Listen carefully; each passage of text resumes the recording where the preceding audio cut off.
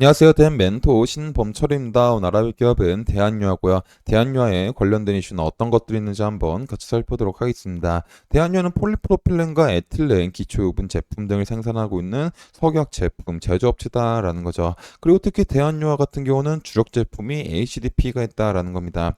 결국 이 고밀도 폴리에틸렌은 에틸렌을 주 원료로 하고 있는 합성수지로서 고강도와 저투명성, 변형성이 우수한 특성을 가진 제품이다라는 거죠.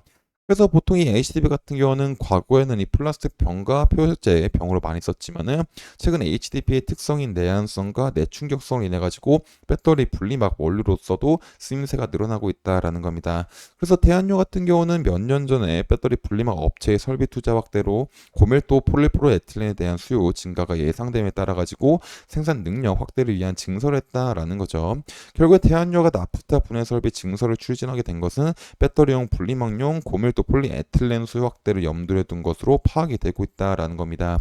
결국에 대한유화 같은 경우는 이 HDP에 관련된 사업 확장을 인해 가지고 배터리 분리막이 들어가고 있는 HDP 분야에서 시장 점유율을 60% 가량 차지하고 있는 글로벌 생산 1위 기업이다라는 겁니다. 그래서 결국 이 HDP가 범용 석역 제품이긴 하지만은 현재 배터리 분리막에 들어오고 있는 만큼 최근 배터리와 관련돼서 어떤 이슈가 있는지도 한번 같이 살펴보도록 하겠습니다. 일단 이 배터리 산업의 전방 산업인 전기차를 보게 된다면은 여전히 전기차 판매는 역성장을 기록을 하고 있다라는 거죠.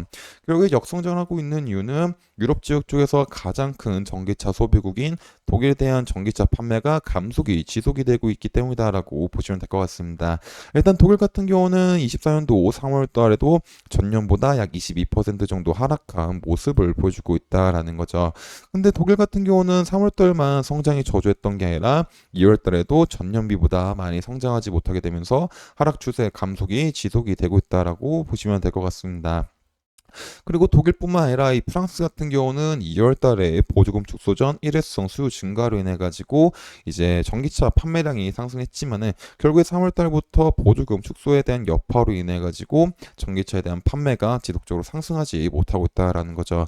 결국 이 유럽 쪽에 대해서 가장 큰 소비국인 독일과 프랑스에서 이 전기차에 대한 판매가 그렇게 지지부진한 모습을 보여주고 있기 때문에 유럽 전반적으로 3월 전기차 판매가 역성장을 기록하고 있다라고 보시면 될 것 같습니다. 결국에 이제 전기차에 대한 어떤 전방 사업이 아직까지는 뚜렷하게 상승하고 있는 모습은 아니다라는 거죠.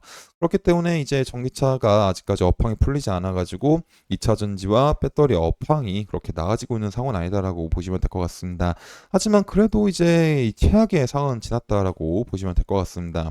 물론 이런 리튬 가격과 배터리 가격 자체가 이제 대한유와 관련이 없을진 몰라도 전반적으로 이 배터리와 관련된 이제 모든 사업을 이제 대략적으로 알면은 좋을 것 같아서 그냥 한번 같이 간단하게 살펴보도록 하겠습니다.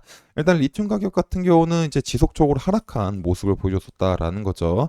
하지만 최근 조금 반등을 했었던 이유는 리튬 가격이 지속적으로 하락하게 되면서 리튬 폐기물 처리 비용을 감당할 수 없는 상황이 되게 됐고 또 환경오염 문제로 중국 이춘시 일부 기업 공장들에 대한 가동 중단이 될 거란 소식이 들려오게 되면서 저번 달에 톤당 99,500위안을 기록을 했다라는 겁니다.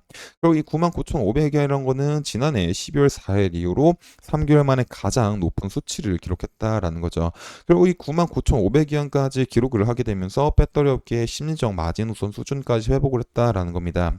결국에 다시 한번 반등이 나와주고 있다 보니까는 이 공급 과잉으로 우려로 폭락세였던 리튬 가격이 이제는 바닥을 조금 다졌나라는 전망이 힘이 실리고 있다라는 거죠.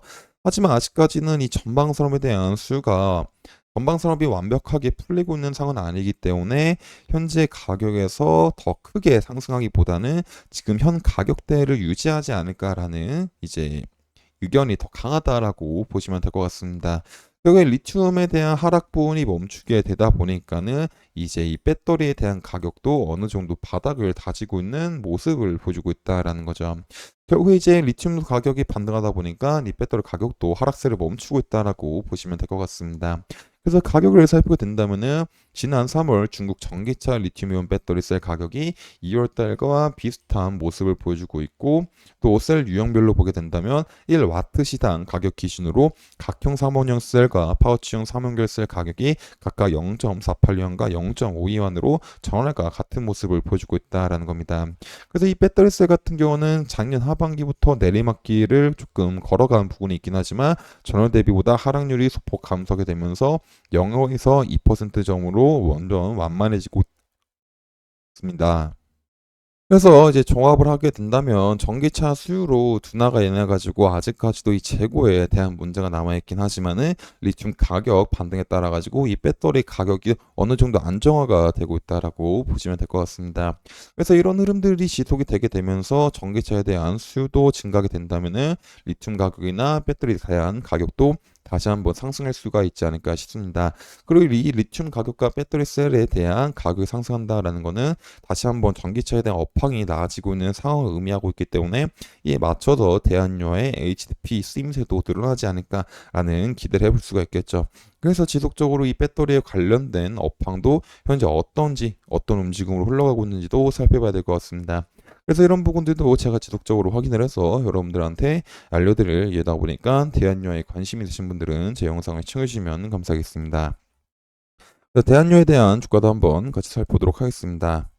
일단 대한유화 같은 경우는 이제 지속적으로 이런 뭐 박스권을 조금 그리고 있나라는 생각을 해볼 수가 있다라는 거죠. 그래서 지금 제일 중요한 거는 가격이 하락을 한다고 하더라도 이 부분에서 조금 지지가 일어나게 되면서 다시 반등이 할 수 있는지를 한번 확인해 봐야 될 것 같습니다.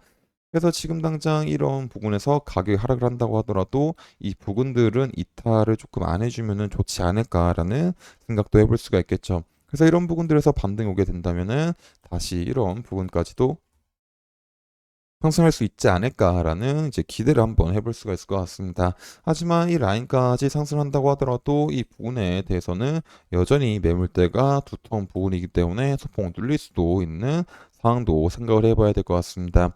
그리고 또 지금 당장 대한유화 같은 경우는 이 업황 자체도 굉장히 다운되다 보니까는 이제 전년 이제 석영 업황 호황이 일어났을 때만큼 매출도 올리기 힘들고 이제 24년도에도 1분기까지는 적자가 지속이 될 수가 있는 상황이 마련되고 있기 때문에 그로 인한 실망 매물이 많이 쏟아지게 되면서 주가도 이제 하락을 할 수가 있는 경우의 수도 열어둬야 되지 않을까 싶습니다. 그래서 지금 당장 대한유화 같은 경우는 이런 부분들에서 당장 반등이 온다기보다는 살짝 관망을 하게 되면서 이 석유 업황이 어떻게 바뀌는지 대한유화가 실제로 이번 연도에 매출을 많이 올릴 수 있는지를 확인해 보는 게 더 중요하지 않을까 싶습니다. 그래서 이런 부분들은 제가 지속적으로 확인을 해서 여러분들한테 알려드리다 보니까 대한유화에 관심 있으신 분들은 제 영상을 시청해 주시면 감사하겠습니다. 이상 대현 멘토 신범철이었습니다.